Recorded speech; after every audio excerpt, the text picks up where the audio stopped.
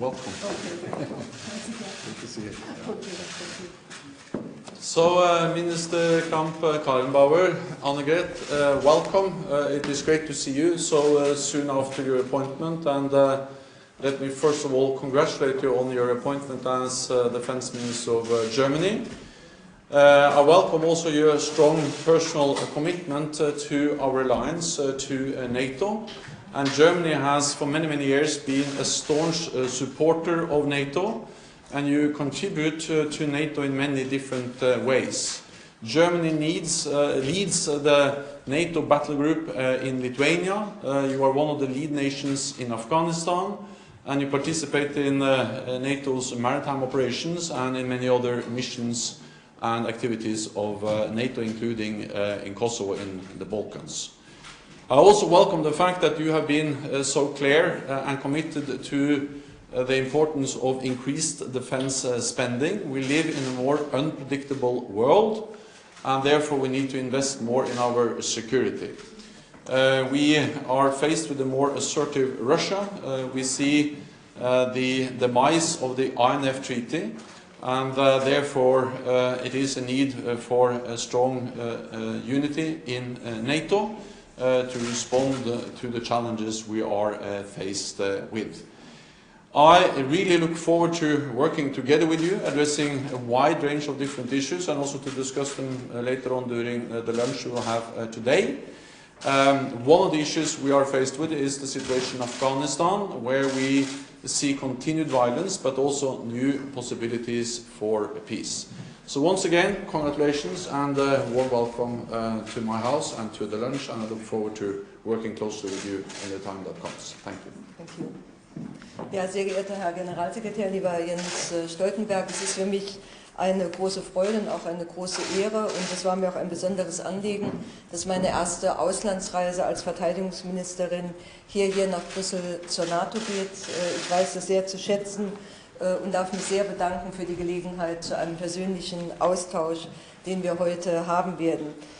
Ich habe bei der Regierungserklärung sehr deutlich gemacht, und es ist auch meine tiefe Überzeugung, dass die NATO unser Anker ist, unser Bezugsrahmen ist für die Sicherheit, für die wir uns gemeinsam ansetzen, und dass wir deshalb als Deutschland stolz darauf sind, dass wir ein wichtiger Teil der NATO sind, und dass wir vor allen Dingen auch zu den Vereinbarungen, die wir eingegangen sind, auch stehen. Ich bin sehr froh, dass Sie eben noch einmal erwähnt haben, welchen Beitrag Deutschland leistet in den unterschiedlichen Missionen mit den auch Möglichkeiten, die wir bieten. Aber wir haben gemeinsam in Deutschland in den letzten Jahren uns ein Ziel gesetzt für den Wiederaufbau der Bundeswehr. Es ist ein Ziel aus nationalen Zielen, aber vor allen Dingen auch aus Bündniszusagen und Bündnisverpflichtungen. Und um dieses Ziel zu erreichen, auch im eigenen nationalen Interesse, brauchen wir die entsprechenden Mittel, um die Anstrengungen auch durchsetzen zu können. Und das bedeutet, wir brauchen bis zum Jahr 2024 1,5% des Bruttoinlandsproduktes, und wir müssen in einem weiter stetig steigenden Pfad auch unsere Verpflichtungen innerhalb der NATO mit Blick auf das 2%-Ziel fortführen. Das wird eine der Aufgaben auch und eine der Debatten auch in der deutschen Politik sein. Aber wir sind ein treuer Partner und ein treuer Mitgliedstaat der NATO, und das wollen wir auch für die Zukunft sein. Und ich freue mich in diesem Sinne auf die gemeinsame Diskussion, aber vor allen Dingen auch auf die gemeinsamen Anstrengungen. Okay, we have time for a couple of questions. DPA. German Press Agency. Secretary General, a question on Iran. Do you personally support the US Maritime Security Initiative, and would you recommend allies to join this initiative? Und auch eine Frage an die Bundesverteidigungsministerin, Frau Kramp-Karrenbauer. Schließen Sie aus, dass Deutschland sich an der Operation Sentinel der Amerikaner beteiligen wird? Und wenn ja, sehen Sie noch eine Chance auf eine europäische Initiative? Und wenn ja, wie würde dann eine deutsche oder wie könnte eine deutsche Beteiligung aussehen? NATO allies are concerned about the situation in the Gulf, and freedom of navigation is of course of great importance for all NATO allies. And several NATO allies have already assets in the Gulf, but there has been no request for a NATO mission in the Gulf. NATO allies also share their concerns about the activities of Iran in the region, their destabilizing activities, their support for different terrorist groups, the Iranian missile program, and also the fact that they have resumed enrichment of uranium. So we continue to follow the situation very closely. We exchange intelligence information about the situation, and for instance at the Defense Ministerial meeting of NATO in June, this was an issue that was discussed at the meeting and between NATO allies, where also they discussed the possibility of allies contributing assets, but not as part of a NATO mission. Deutschland hat gemeinsam mit Frankreich und Großbritannien in der Vergangenheit und tut dies auch heute alles daran gesetzt, dass es zu einer diplomatischen und auch friedlichen Lösung im Iran kommt. Wir wollen, dass der Atomvertrag, der abgeschlossen worden ist, auch weiter Geltung hat, dass er vor allen Dingen auch eingehalten wird. Das ist das Ziel unserer Arbeit, und an diesem Ziel richten wir auch uns in Absprache mit Großbritannien und mit Frankreich insbesondere aus. Wir haben jetzt von den Vereinigten Staaten, wie andere internationale Partner auch, sozusagen eine erste Grobanfrage mit Blick auf eine mögliche Mission, und wir prüfen zurzeit in enger Absprache mit Großbritannien und mit Frankreich sozusagen diese Anforderungen. Und wir tun dies insbesondere auch vor dem Hintergrund unseres politischen und diplomatischen Zieles, und in dieser Gesamtabwägung wird dann auch eine entsprechende Entscheidung fallen. Question to both of you, Stefan Leifert, ZDF. Friday will mark the end of the INF Treaty, as you just mentioned. What does that mean for the security of the West, and what consequences should be drawn from that, and how will NATO react? Eine Nachfrage an die Verteidigungsministerin. Aus dem, was Sie gerade zu Iran gesagt haben, was folgt denn da? Also das heißt, die Bundesregierung prüft noch und kann sich demnach eine Beteiligung also vorstellen. The INF Treaty has been a cornerstone for European security for decades, because the INF Treaty bans a whole category of weapons, all intermediate range weapons. And therefore we have called on Russia again and again to come back into compliance and to respect the INF Treaty. The problem and the reason why we now see the demise of the INF Treaty is that Russia is violating the treaty. Russia has over several years deployed new intermediate range weapons. They are dual capable, they can carry nuclear weapons, they can reach European cities within minutes, they are mobile, hard to detect, and they also reduce the threshold of any potential use of nuclear weapons in the armed conflict. Of course, we still call on Russia to come back into compliance to save the treaty, but at the same time we are prepared for a world without the INF Treaty, with more Russian missiles. And the NATO defense ministers made a decision at our meeting in June that we will respond, but we will respond in a defensive, coordinated and measured way. We will look into conventional options, air and missile defense, better intelligence exercises, and also new initiatives on arms control.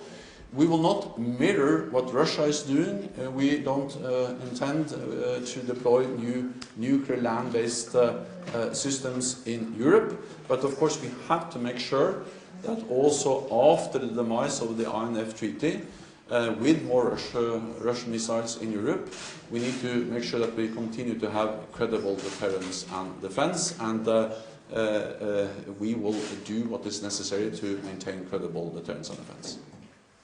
Um Ihre Nachfrage zu beantworten, die Situation im Iran, auch in der Straße von Hormuz, ist eine sehr sensible Situation. Ich habe eben sehr deutlich gemacht, dass Deutschland gemeinsam mit Frankreich und mit Großbritannien ein klares Ziel hat. Dieses Ziel heißt, dass der Vertrag, das JCPOA, entsprechend eingehalten wird, wenn es geht, auch verbessert wird. Diesem Ziel fühlen wir uns verpflichtet. Und in diesem Ziel wollen wir sozusagen als Europäer auch beieinander bleiben.